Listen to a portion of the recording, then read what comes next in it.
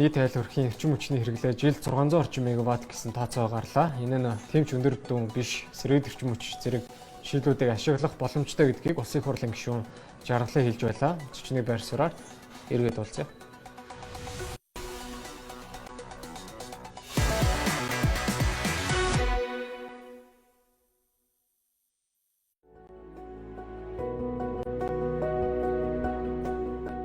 Улаанбаатар хотод жавардаж хянсан Тэсгэм өвлийн өдрүүд үргэлжлэгч иргэдийн хувьд энэ нь гол асуудал биш.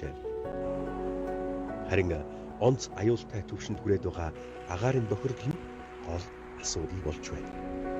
Монгол улсын хүн амын талаас илүү хувь нь оршин суугаа хотын иргэдийн эрүүл мэнд, сайн сайхан байдал эрсдэлд ороод байна. Тиймээс яаралтайгаар шийдэл олох хэрэгтэй байгаа билээ.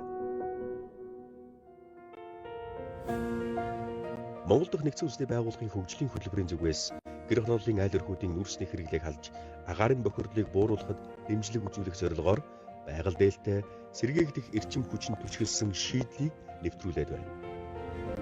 Тодорхойлбол энэ нь нарны эрчим хүчинд түшгэлсэн халаалтын шийдэл юм. Монгол улс жилдээ 250 гаруй нартай сэлмэг өдрүүдтэй тул нарны эрчим хүчний нөөц боломж ихтэй. Харин энэхүү шийдлийг илүү олон өрхөд хүрэхэд таны оролцоо, дэмжлэг хамгаас чухал. Та If Only Could Go Solar хамтын санхүүжилт босгоёй нэгдэж агаарын бохирдлыг бууруулахад бодит дэмжлэг үзүүлээрэй.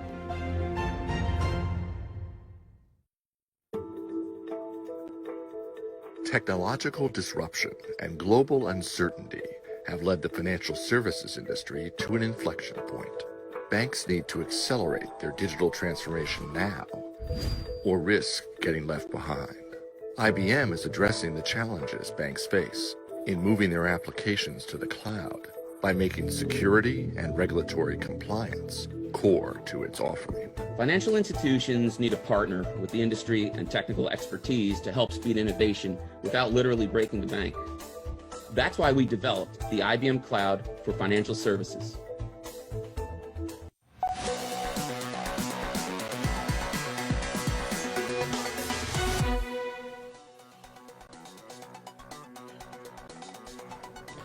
Зовтооны хяналтын сонсголын үеэр зарим чухал тоо баримтуудыг олон нийтэд ил болгох зэрэг одоо эрэг үр дүн гарсан. Гэхдээ өнгөрсөн хугацаанд агаарын бохирдлыг бууруулахад хэрэг санхүүжил зарцуулсан нь бол ойлгомжгүй хэвээр үлдсэн байгаа. За цаашдаа хянан шалгах төр хороо байгуулж ажиллах нь зүйтэй байна гэдгийг Улсын хурлын гишүүн Жаргалан хэлж байлаа. Зочны байр суурийг хүлээн авна уу?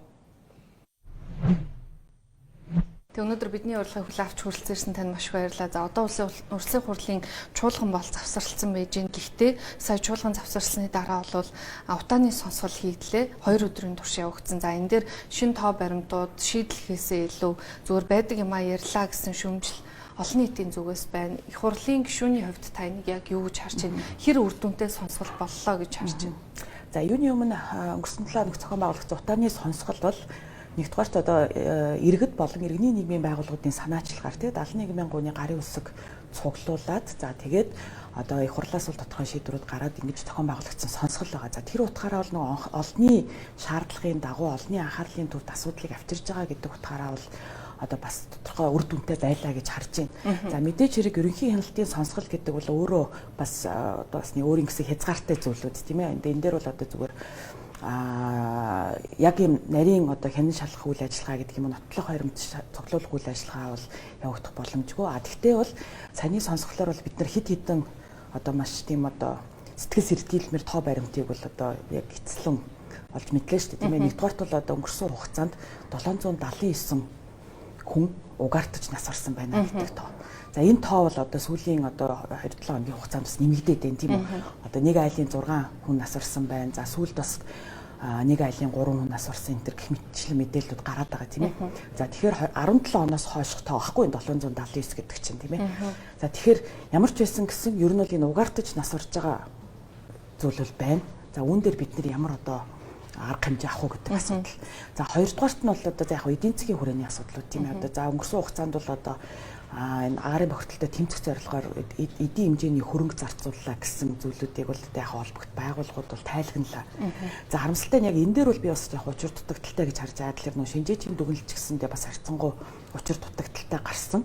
Яагаад вэ гэхээр өнгөрсөн хугацаанд бол одоо улсын хэмжээнд бол улсын төсөв, орон нутгийн төсөв, төр хэмжээний компаниудын төсвөөс яг энэ агаарын бохирдолтой утаатай тэмцэх зорилгоор яг хэдийн хэмжээний хөрөнгө мөнгө зарцуулсан гэдэг нь бол бас л одоо ойлгомжгүй хэвээр үлдгэе гэж харж байгаа. Хэвлэлүүдээр одоо утааны сонсголын араас нэлээд олон асуудлууд яригдсан. Ялангуяа шахмал түлштэй холбоотой. Шахмал түлшний барьцалдуулагч бол угаасаа стандарт хангаагүй үйлдвэрлэгдсэн тогтоогдоод тэрнтэй холбоотойгоор угаартаж нас барсан хүний тоо нэмэгдсэн байна гэсэн нийтлийн дүгнэлт гарсан. Тэгээ хэвлэлээр гарч байгаа дүгнэлтүүдийг харахаар хүмүүсийн ярилцлага байр суурьуудыг харахаар энэ бол шахмал түлштэй холбоогүй 100-тай холбоотой гэсэн нэг тайлбар яваа. Тэгэхээр та улсын хурлын гишүүний хувьд энэ дээр яг үнэн бодиттой мэдээллийг аль нь гэж харж байна? За өнгөрсөн хугацаанд зүгээр агаарын чанарын үзүүлэлтүүдийг харахаар шахмал түлш нэвтрүүлснээс хойш бол одоо PM2.5, PM10 гэд тоосон цэрийн хэмжээ бол буурсан байгаа.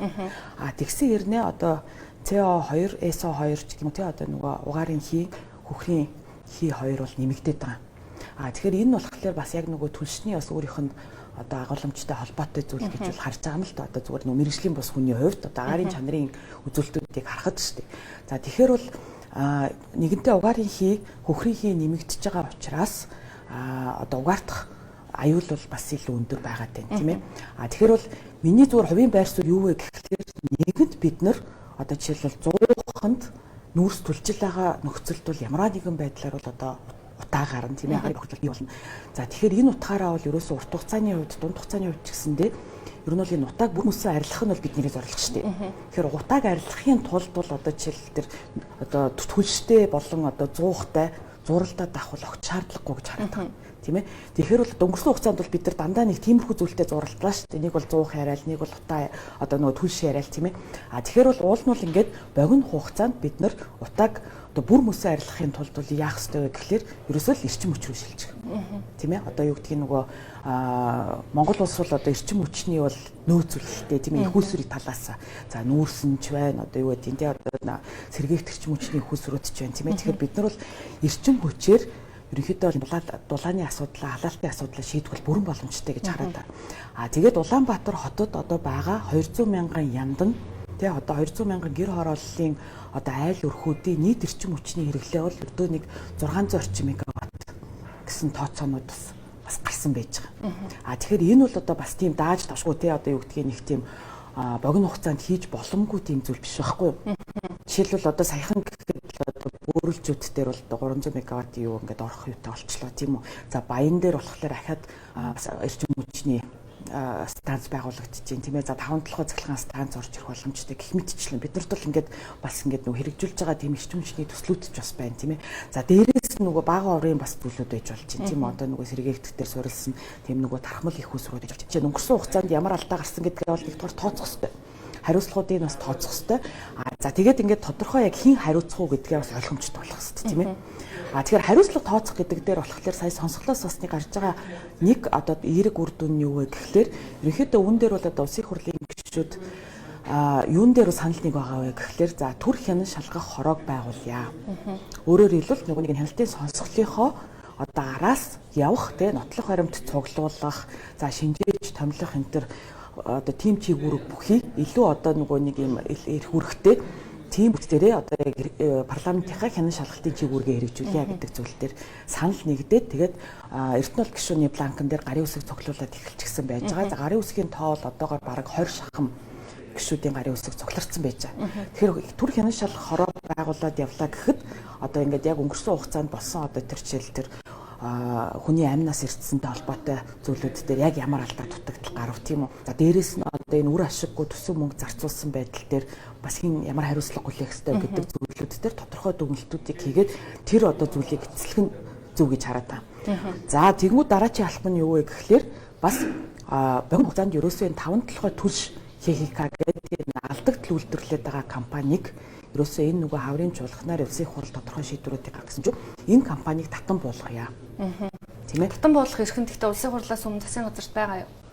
Бага штэ. Угаасаа 5-7 төрш компанийг болохоор засгийн газрын хуралдааны тэмдэглэлийг үндэслээд Эрдэнэс Монголын тузын шийдвэрээр байгуулсан байдаг юм байна тийм ээ. Тэгээ одоо энэ компани 6-7 жил үйл ажиллагаа явуулдаг маш тийм. Тэгээ энэ хугацаанд одоо хамгийн гол нь 1.4 их 80 төгрөгийн алдагдал үүсэж сууж байгаа. За тэр алдагдал нь одоо хэний балансан дээр байна гэхэлэр Эрдэнэс 5-толгой гээд одоо бүх одоо монголчуудын 1702 хувьцаа эзэмшиж байгаа компани дээр балансан дээр нь одоо ийм алдагдал байгаад байгаа байхгүй. Тэгэхээр 5-толгой түлш компани одоо зүгээр за түлшний чанар шаардлага тэр технологийн гормыг ярих юм бол бас одоо маш олон зүйл ярьж байна.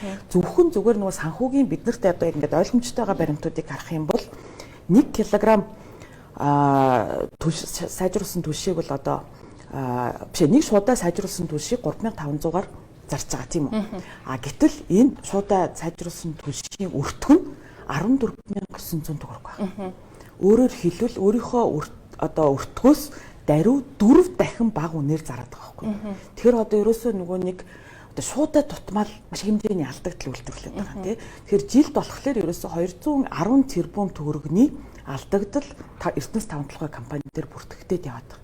Тэгэхээр энийг одоо жишээлбэл энэ 210 тэрбум төгрөгийг наад зах нь одоо нөгөө Улаанбаатар хотынхоо 200 мянган айл өрхөд хуваагаад үзэх юм бол сая төгрөг байхгүй.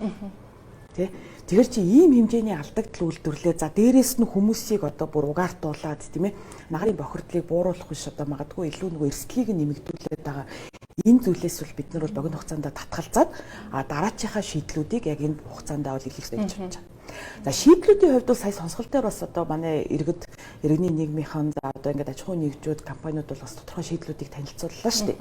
За үүн дээр бол 1 номерт мэдээж хэрэг одоо эрчим хүчний шийдлүүд яригдчихэж байгаа. За хоёрдугаарт нь бол одоо дулаалгын шийдлүүд яригдчихэж байгаа. Тэгээ дулаан алдагдлаа багасгах юм бол бидний бас одоо нөгөө зарцуулах эрчим хүч багаснаа ч гэдэг юм уу тий. Тэгээд үүн дээр бол ингээд бас маш хөөрхөн одоо тийм шийдлүүд гаргачихсан. За тэгэхээр тэр нь бол одоо нөгөө нэг юм одоо нэг скейл хийхгүй ч юм одоо нэг массаар нь харах үйлдвэрлэж шилжээгүй тийм зүйлүүд ч гэсэндээ бас байгаад байгаа. Тэгэхээр бол өнгөрсөн хугацаанд бол бид нар бол одоо энэ салбарт бол бас тодорхой хэмжээний бас нэг туршлага хоримтлуулсан байж тээ маш олон инженерүүд ч гэсэндээ тарих толгоогоо ажилуулад байж гин. Тэрийг хамгийн гол нь аль болох нөгөө нээлттэй нөгөө сонголтыг нь иргэдэд олох хэрэгтэй байхгүй.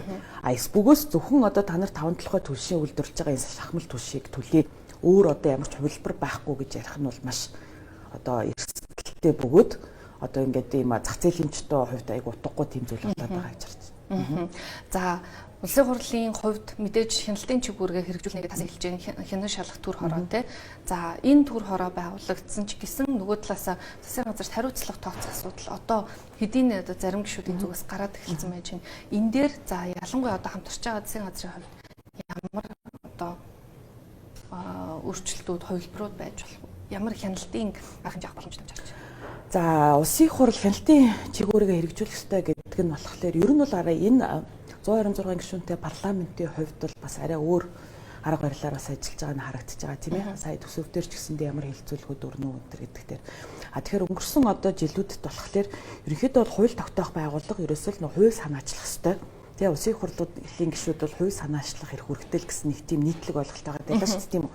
За магадгүй тэр утгаараа ч гэсэндээ нөгөө парламентын нөгөө хянан шалгах тий одоо нөгөө юм засаглалын балансыг хангах одоо тэр чиглэлөөр бас харьцангуй нөгөө орхигдож ирсэн болов уу гэж харж байна. За тэгэхээр энэ нөгөө сонсголч гэдэг юм уу одоо энэ нөгөө хянан шалгах төр хорооч гэдэг юм уу тий одоо энэ хянан шалгалтын чиглэлүүдийг нь бол илүү одоо сайжруулснаар одоо илүү ашигласнаар магадгүй одоо энэ нөгөө засаглалын тэнцвэртэй байдлыг илүү тэнцвэржүүлэх бас үдэмтэй гэж харж байна. За нөгөө талаас мэдээж хэрэг одоо хэрв засгийн газар үр дүнгүй одоо жишээлбэл нөгөө нэг засгийнхаа чиглэлийг гүйцэтгэх засаглал хангалттай хэрэгжүүлэхгүй байгаа нөхцөлд бол улсын хурлын гишүүд ч тэр тийм ээ одоо засгийн газрыг огцруулах гэх мэтчлэн бас тэр нөгөө нэг боломжууд нь бол байгаа шүү дээ.